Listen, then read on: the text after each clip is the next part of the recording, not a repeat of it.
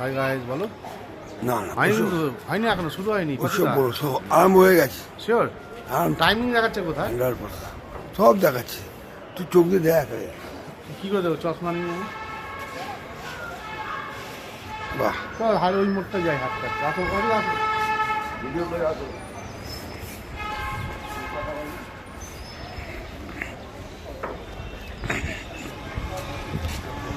দীঘাতে এসছি আমরা, সকালবেলা বেরিয়েছি, সি বিচের সামনে দিয়ে হাঁটছিলাম,